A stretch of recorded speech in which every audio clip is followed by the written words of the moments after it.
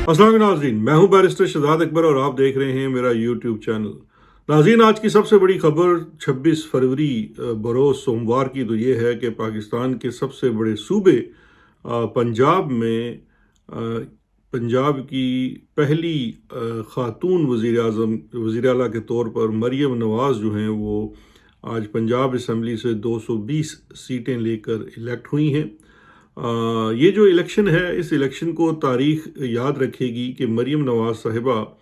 General Asim Munir की मंशा और चीफ जस्टिस ऑफ पाकिस्तान काजी फैज़ ईसा और chief election commissioner Sikandar Sultan Raja के ताउन से वो फाइनली वज़ीर आला पंजाब बन गई हैं। इसके साथ साथ ही पिछले 4-5 सालों में सिलेक्टेड की गिरदान करने वाले लोगों की रूह को भी तस्कीन पहुंच गया, क्योंकि अगर ये इल्ज़ाम इमरान खान के ऊपर था कि 2018 में उन्हें जनरल बाजवा ने सेलेक्ट करके वज़ीर आज़म बनाया, तो उस इल्ज़ाम से बढ़कर आज पूरी दुनिया देख रही है, पूरी दुनिया के अखबारात कह रहे हैं कि मैंडेट चोरी करके वज़ीर आला और वज़ीर आज़म मुंतखब किए जा रहे हैं। पाकिस्तान तहरीक इंसाफ को और दीगर अपोजिशन की जमातों को इस इंतखाब के ऊपर, इस पूरे जिस तरह से इलेक्शंस करवाए गए, जहां इस तरह की प्री पोल रिगिंग हुई जिसमें चीफ जस्टिस ऑफ पाकिस्तान और चीफ इलेक्शन कमिश्नर ने भरपूर किरदार अदा किया। हमारी कंपनी बहादुर एजेंसियों का किरदार तो हमारे सामने है ही, और वो उन्होंने अपनी रवायत से बढ़कर बड़ा खुल्लम खुला वो किरदार अदा किया। बल्कि जब अवाम ने अपना भरपूर मैंडेट इस तमाम प्री पोल रिगिंग के बावजूद पाकिस्तान तहरीक इंसाफ के हमायत याफ्ता आज़ाद उम्मीदवारों को दिया, तो फिर आखिरी रात रिज़ल्ट्स बदलने के लिए वो खेल खेला गया कि पूरी दुनिया में ख़ुद को नंगा कर दिया। इन तमाम तहफ़्फ़ुज़ात के बावजूद अब इस वक्त सिस्टम में पोजीशन ये है कि मरीम नवाज़ साहिबा वज़ीर आला पंजाब इलेक्ट हो चुकी हैं। आज उन्होंने अपनी असम्बली में, पंजाब असम्बली में अपनी जीत के बाद अपनी पहली तकरीर की। उस तकरीर से पहले मैं एक छोटा सा अर्ज़ कर देता हूँ, फिर मैं तकरीर के ऊपर भी आता हूँ कि तकरीर के ऊपर मेरी क्या राय है। जब वज़ीर आला वो बन गई, उससे पहले पाकिस्तान तहरीक इंसाफ, पहले तो ये है कि पाकिस्तान तहरीक इंसाफ के लोगों को जो पंजाब असम्बली में आने में बड़ी रुकावट थी, बड़ा उनको तंग किया जा रहा था। लेकिन ऑफ कोर्स पीटीआई के तहफ़्फ़ुज़ात थे, तो उन्होंने इस इलेक्शन का एक किस्म का बायकॉट किया, ऑल्दो उनके वज़ीर आला के मेंबर नामज़द थे। लेकिन एक अनफॉर्चुनेटली कह लीजिए, मुझे नहीं पता कि ये कसदन है या सहवन है, यानी कि जानबूझकर किया गया है या गलती से हुआ है कि वज़ीर आला को उनकी पहली तकरीर करने के लिए भरपूर जो है वो मौका फराहम किया गया पीटीआई की जानिब से। उस वक़्त जब उन्होंने बायकॉट करके वो बाहर चले गए, तो अपोजिशन चूँकि हॉल में मौजूद नहीं थी, तो लिहाजा चीफ मिनिस्टर की पहली तकरीर जो है वो बगैर किसी इंटरप्शन के और अपोजिशन के एहतजाज के चली। ये मैं समझता हूँ माजी को अगर देखा जाए तो माजी में ये मैनेजमेंट कंपनी करती थी। कंपनी सरकार के जो लोग हैं, जो लाहौर में चिड़ियाघर वाले हैं, वो अपोजिशन के लोगों को ये कहते हैं कि जी आप बाहर निकल जाइए, ताकि उन्होंने ये प्रॉमिस किया होता है कि वज़ीर आला या वज़ीर आज़म जो है वो अपनी तकरीर खुलकर कर सकेगा। तो ये मैं समझता हूँ आज मरीम के वज़ीर आला बनने के पहले दिन जो इनकी अपोजिशन थी, वो असम्बली हॉल के अंदर मौजूद होते हुए अपनी अपोजिशन और अपनी मुखालफत का इजहार करने में नाकाम रही। ये आज पहले दिन की पाकिस्तान तहरीक इंसाफ की परफॉर्मेंस थी। हमारे तहरीक इंसाफ के लोगों को ये बात अच्छी लगे या बुरी लगे, बहर कैफ ये आज एक बहुत बड़ी मावनत फराहम की गई, क्योंकि दुनिया को आज ये भी देखना चाहिए था, आप अपना जमहूरी हक़ इस्तेमाल करते, आप वहाँ एहतजाज करते, जो भी करते, जो इन्होंने इमरान खान के साथ 4 साल 3.5 साल असम्बली में किया कि कभी उसको सुकून से तकरीर नहीं करने दी। बहर कैफ ये इस वक्त हमारी पंजाब की पाकिस्तान तहरीक इंसाफ की क़यादत को इसके ऊपर देखना चाहिए। अब आते हैं मरीम नवाज़ की तकरीर के ऊपर। मरीम नवाज़ साहिबा की जो तकरीर है आज मुझे एक बड़े मुख्तलिफ अंदाज में लगी, और मुख्तलिफ अंदाज में से लगी कि आज से पहले मैंने जब भी मरीम नवाज़ को सुना, मुझे उसकी तकरीर के अंदर बहुत ज़्यादा वैनम नज़र आया। बल्कि उनके एक दो जो तकरीर लिखने वाले मुशीर भी हैं, उनसे मेरी इत्तफाक से कुछ अर्सा पहले बात हुई थी, तो मैंने उनको ये अर्ज़ की थी कि जनाब किसी लीडर को इतनी ज़्यादा नेगेटिव और वैनम वाली बातें करना जो हैं, जहर आलूद बातें जो हैं, वो اچھی نہیں لگتی، زیب نہیں دیتی، تو ان کو چاہیے کہ تعمیری باتیں کریں۔ تو آج کی تقریر میں کہہ سکتا ہوں یا تو پھر وہی جن لوگوں نے تقریر لکھی، اب یہ میں نہیں جانتا، 2-3 لوگ ہو سکتے ہیں، ایک جو ہیں پرانے استاد محترم ہیں ان کے، جو پرویز رشید صاحب ہیں، یا آیا تقریر ان کی لکھی ہوئی تھی، عرفان صدیقی صاحب کی اس کے اندر سوچ تھی، یا کچھ نوجوان لوگ بھی ان کے ساتھ شامل ہیں۔ ان کا میں نام اس لیے نہیں لیتا کیونکہ اس وقت وہ مشیر بننے کے بھی دوڑ میں ہیں، تو یہ نہ ہو کہ میرے نام لینے سے ان کی مشاورت میں کوئی رخنا پیش آ جائے۔ بہرکیف جس کسی نے بھی لکھی، تقریر اچھی لکھی ہوئی تھی اور اس کی ادائیگی بھی مریم صاحبہ نے بڑی اچھی کی، اور میں یہ سمجھتا ہوں کہ آج کے دن سے ہمیں مریم نواز کو کم از کم میں تو پورا فیئر چانس دوں گا کہ وہ اپنی کی ہوئی تقریر، چاہے انہوں نے خود لکھی یا کسی نے لکھ کر دی، اس کے اوپر پورا اترے، اور جس طرح سے انہوں نے اپنے آپ کو آج پریزنٹ کیا پنجاب اسمبلی کے اندر کہ کس قسم کی چیف منسٹر وہ ہونے جا رہی ہیں، اگر اس کا وہ میں سمجھتا ہوں 20-30% بھی کر جائیں گی تو بڑی کامیاب وزیر اعلیٰ وہ ثابت ہوں گی تاریخ کے اندر، اور اس کا جو خیر آنے والے دنوں میں تو ٹیسٹ ہو جائے گا، لیکن اس سے پہلے ایک اور چیز بھی میں کامنٹ کرنا چاہتا ہوں کہ کچھ دن پہلے میں دیکھ رہا تھا، شاید کل ہی، شاہین صاحبائی صاحب بھی، ان کا نام اس لیے لے رہا ہوں، سینئر جرنلسٹ ہیں، ان کی بڑی عزت ہے، باہر رہتے ہیں، وہ شاید مریم نواز کے اوپر کہہ رہے تھے کہ یہ اپنے شوہر کا نام استعمال نہیں کرتی اور نواز شریف کا نام استعمال کرتی ہے، اپنے والد کا نام استعمال کرتی ہے۔ بڑی معذرت کے ساتھ میرا اس کے ساتھ اختلاف اس لیے ہے کہ ہر شخص کو یہ آزادی حاصل ہے، اور اسپیشلی خواتین کو یہ آزادی حاصل ہے کہ اگر وہ، پہلی تو بات ہے ان کو اپنے نام کے ساتھ کسی کا نام ضرور استعمال کرنے کی کوئی خاص ضرورت نہیں ہے۔ دوسری چیز یہ ہے کہ اسلام کے اندر اس قسم کی کوئی ریکوائرمنٹ نہیں ہے کہ آپ اپنے شوہر کا نام استعمال کریں، یہ ویسٹرن جو ہے پریکٹس ہے جہاں پہ شوہر کا نام ساتھ لگایا جاتا ہے۔ سر نیم مسلمانوں کا یا جو ہمارے معاشرے میں ہے جیسا پہلے سے تھا ویسا رہ سکتا ہے، اس میں کوئی حرج نہیں ہے، تو اگر وہ اپنے آپ کو مریم نواز شریف کہلانا چاہتی ہیں، یہ ان کا پریروگیٹو ہے، ضرور کہلوائیں، اور اگر وہ مریم صفدر کہلوانا چاہتی ہیں، یہ بھی ان کا ہے، جو ان کا نام ہے ہمیں ان سے اسی سے پکارنا چاہیے، اور یہ چیز ہم جھٹلا نہیں سکتے کہ بہرکیف آج وہ اس سیٹ پہ محض اس وجہ سے بیٹھی ہیں کہ وہ نواز شریف کی صاحبزادی ہیں، نہ کہ کوئی اور اس کی وجہ ہے۔ اب آ جاتے ہیں مریم نواز کی تقریر اور اس کا جو ٹیسٹ ہے۔ دیکھیے جو سب سے پہلا ٹیسٹ ہے مریم صاحبہ، وہ آپ کا ٹیسٹ یہ ہے کہ آج آپ نے اپنی تقریر کا جو میں کہتے ہیں نا ٹیک آؤٹ لے کے جاؤں یا اس میں سے دیکھوں کہ کون سی بات سب سے بڑی ہے، وہ سب سے بڑی بات آپ نے کہی کہ آپ پنجاب میں خواتین کے معاملے میں بالکل زیرو ٹالرنس رکھیں گی کہ ان کے ساتھ کسی قسم کی ہراسمنٹ یا زیادتی ہو، لیکن آج آپ کی تقریر میں پہلے دن ہی 2 نفی ہو جاتی ہے جس کو آپ تصحیح کر سکتی ہیں بہت جلد۔ پہلی آپ کی تقریر کی نفی یہ ہوتی ہے کہ جس وقت آپ یہ تقریر کر رہی ہیں، آلدو ابھی آپ نے حلف نہیں اٹھایا، اس کے بعد جا کے آپ نے گورنر ہاؤس میں حلف اٹھایا، لیکن ابھی جب میں یہ ویلاگ ریکارڈ کرا رہا ہوں تو آپ وزیر اعلیٰ پنجاب بن چکی ہیں۔ تو پہلی نفی یہ ہو رہی ہے کہ خواتین کے معاملے میں آپ خود جانتی ہیں، بلکہ آپ کے اوپر الزام بھی ہے کہ شاید آپ اس کی مورخ بھی ہیں، پاکستان تحریک انصاف سے تعلق رکھنے والے ورکرز اور لیڈر خواتین جو ہیں وہ اس وقت پنجاب کی جیلوں میں ناحق بند ہیں۔ ان میں کچھ نام ڈاکٹر یاسمین راشد کے ہیں، عالیہ حمزہ ہیں، صنم جاوید ہیں، اور بھی بہت سارے نام ہیں۔ یہ خواتین آپ کی بہت زیادہ بڑی کرٹک ہیں اور رہی ہیں اور شاید آگے بھی رہیں گی۔ آپ کا سب سے بڑا ٹیسٹ یہ ہے کہ اگر آپ اپنی تقریر اور اپنی کی ہوئی باتوں کو ثابت کرنا چاہتی ہیں تو آپ کو آج ہی کے روز ان کی رہائی کے لیے کچھ عملی اقدام اٹھانے چاہیے، کیونکہ یہ وہ طریقہ ہوگا جو آپ کو اس وقت، چلیں آپ کا مینڈیٹ بے شک چوری کا ہے لیکن شاید آپ کو کچھ نہ کچھ لیجیٹمیسی دے پائے۔ یہ میرا ایک بڑا مفت اور مفید مشورہ ہے۔ ویسے آپ ان خواتین کو جیل میں رکھ کر اچیو کچھ نہیں کر پائیں گے اور نہ ہی کمپنی کچھ اچیو کر پائے گی، لیکن ان کی اگر رہائی کی جاتی ہے اور اس میں آپ کا کردار ہوتا ہے واضح طور پر، تو یہ آپ کے لیے ایک بہت بڑا، جسے کہنا چاہیے پولیٹیکل مائلیج ہوگی۔ اس کو اگر آپ سمجھ سکیں تو یہ آپ کے لیے کہتے ہیں مفت اور مفید مشورہ ہے۔ دوسرا یہ ہے کہ اپنے مخالفین کے اوپر کریک ڈاؤن آپ نے کہا نہیں کریں گے، لیکن آج بھی عمران ریاض کو عدالت میں جب ان کی ضمانت کا کیس لگا ہوا ہے تو ان کو یاد رکھیے پنجاب کے محکمے اینٹی کرپشن نے گرفتار کیا ہوا ہے، اور آج بھی اینٹی کرپشن نے ریکارڈ پیش نہیں کیا تاکہ ضمانت کے اوپر کارروائی بھی مزید نہ ہو سکے۔ تو یہ جو آپ کے اقوال تھے آج، وہ جو عملی اقدام اس وقت پنجاب حکومت اٹھا رہی ہے، ٹھیک ہے، چلیں ہم آج کے دن کا تو آپ کو مارجن دے دیتے ہیں، لیکن کل سے ہم آپ کو ضرور جج کریں گے اور آپ کے اچھے کاموں کو سراہیں گے اور برے کاموں کے اوپر پوری طرح سے کرٹیسائز کریں گے اور ان کو ہائی لائٹ بھی کریں گے۔ تو یہ ہے آج کا ٹیک آؤٹ مریم صاحبہ کی جو پہلی چیف منسٹری ہے اس کے اوپر۔ دیکھتے ہیں آنے والے دنوں میں مریم کیسی چیف منسٹر ثابت ہوتی ہے۔ جو سب سے بڑی بات مجھے آج ان کی تقریب میں لگی، جو اس کے بعد وہ گورنر ہاؤس گئی اور وہاں پہ تھی، تو وہاں پہ اسٹیج کے اوپر نواز شریف صاحب بیٹھے ہوئے تھے.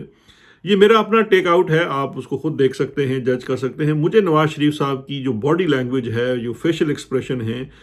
وہ ایسے ایک پراؤڈ باپ کے نظر نہیں آئے جس کی بیٹی اس ملک کے سب سے بڑے صوبے کی وزارت اعلیٰ کی سیٹ پر بیٹھ رہی ہو، اور اس سیٹ پر بیٹھ رہی ہو جہاں سے اس کے والد نے بھی ایک زمانے میں اپنی بھرپور سیاست کا آغاز کیا ہو. وہ چہرے کے اوپر وہ فاتح کی جو رنگت ہوتی ہے یا وہ جو اس کے ایکسپریشن ہوتے ہیں، وہ نواز شریف صاحب کے نظر نہیں آئے. اس کی یہ وجہ، میری انٹرپریٹیشن یہ ہے کہ یہ نہیں ہے کہ نواز شریف شاید خوش نہیں ہیں. آف کورس وہ خوش ہوں گے، ان کی بیٹی چیف منسٹر بن رہی ہے، لیکن میرا خیال ہے کہ نواز شریف کے اندر کا جو سیاست دان ہے وہ اس وقت بہت پریشان ہے، اور وہ یہ سوچ رہا ہے کہ یہ جو چوری کا مینڈیٹ ہے، یہ جو مانگے تانگے کی حکومت ہے، جو چڑیا گھر کی مرہون منت ہے، جس کی جو کرسی کی جو وہ ٹانگیں ہیں، ان کے اوپر ہاتھ جو کسی اور کا ہے اور کسی وقت بھی ہلائی جا سکتی ہیں، یہ اپنا مینڈیٹ نہیں ہے، اس کو عوام کے ساتھ جل نہیں کر سکیں گے. اقتدار تو شاید لے لیا ہے، لیکن اس میں نہ اختیار ہے اور نہ ہی نون لیگ کی سیاست بچتی ہے. تو نواز شریف کی باڈی لینگویج اور اس چیز کے اوپر آپ خود اس کے کلپس دیکھ سکتے ہیں. مجھے یہ چیز آج نظر آئی ہے، ہو سکتا ہے میں غلط ہوں. تو اب یہ، اور دوسری بات یہ ہے کہ نواز شریف جو ہیں، جسے کہتے ہیں نا کہ وہ ایک ان کو بڑا، جسے کہتے ہیں کہ بٹھایا گیا تھا شاید زبردستی، کیا لیں، میں کچھ سخت بات کرنے لگا تھا لیکن پھر میں اس کو ڈراپ کر دیا.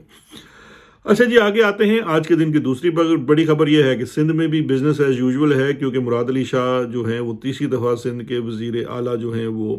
الیکٹ ہو گئے ہیں، اور جس طرح سے پہلے انہوں نے اپنے 2 ادوار میں دودھ کی نہریں بہائی ہیں سندھ میں، وہ مزید ان کو بہائیں گے. تو یہ تو بزنس ایز یوزول ہے. اور تیسری بڑی خبر جو ہے وہ یہ ہے کہ صدر پاکستان آج ان کی جانب سے باقاعدہ طور پر جو اسمبلی اجلاس کے لیے بھجوائی جانے والی سمری تھی، اس کو ریجیکٹ کر کے بھیجوا دیا گیا ہے، اور اس کی آفیشیل انہوں نے ریزن بھی دی ہے کہ جو ہاؤس ہے وہ مکمل نہیں ہے، اس میں ریزرو سیٹس جو ہیں وہ جب تک الوکیٹ نہیں ہو جاتی، ہاؤس مکمل نہیں ہوتا، میں اجلاس نہیں بلا سکتا. یہ صدر صاحب کا ایک آئینی اختیار ہے، انہوں نے اپنا ذہن استعمال کیا ہے، اور وہ انہوں نے بالکل درست ایک آئینی سچویشن اور پوزیشن لی ہے. لیکن پرابلم یہ ہے کہ اس وقت نظام کے اندر بہت زیادہ سہولت کاری موجود ہے جو نئی رجیم آ رہی ہے اس کے لیے. تو جو نون لیگ کا کہنا ہے کہ کچھ دنوں بعد 29 کو وہ آٹومیٹکلی بلا لیا جائے گا، وہ بھی بات اپنی جگہ درست ہے. لیکن اب سوال یہ پیدا ہوتا ہے کہ یہاں پہ پی ٹی آئی کیا کرے گی، کیونکہ پی ٹی آئی کو صدر کی اس پوزیشن کے اوپر کیا عدالت جانا چاہیے یا نہیں جانا چاہیے. یہ ایک بہت بڑا سوالیہ نشان اس لیے ہے کہ عدالت کس میں جائیں گے، کیونکہ عدالت میں وہی صاحب بیٹھے ہوئے ہیں جنہوں نے پہلے یہ سارا منظر نامہ بنایا، جس کی وجہ سے آج ریزرو سیٹوں کا فیصلہ نہیں ہو پا رہا. تو یہ it's a tough call for the legal team of Pakistan Tehreek Insaf کہ کیا اس جو صدر مملکت کا جو یہ قدم ہے، اس کو عدالت میں سپورٹ کرنا ہے، چیلنج کرنا ہے، یا کیا کرنا ہے. کیونکہ اگر نہیں کریں گے تو 29 کو اجلاس اب لا لیا جائے گا، اور آپ کا جو ایشو ہے ریزرو سیٹس کا وہ ان آنسرڈ ہی رہے گا. تو یہ ایک سمجھیے کہ ایک نئی سچویشن ہے جو ڈیولپ ہو رہی ہے. اگلے 2 دن میں اس کے اوپر مزید وضاحت ہوگی کہ کیا ہونے جا رہا ہے. لیکن اس کے ساتھ ہی آگے بڑھتے ہیں. پاکستان تحریک انصاف کے جو وکلاء کی یا لیگل ٹیم کی چیزیں ہیں، اس میں آج کی اپڈیٹ یہ ہے کہ عمران خان صاحب کے جو کیسز تھے وہ اسلام آباد ہائی کورٹ میں تھے. آپ کو یاد ہوگا کہ میں پہلے سے اپنے فورم کے اوپر بھی، پی ٹی آئی کے فورم کے اوپر بھی، اور سیاست.پی کے 2-3 جگہوں پہ میں نمودار ہوتا ہوں، کیونکہ ٹی وی پہ نہ تو میں الاؤڈ ہوں اور نہ میں جاتا ہوں.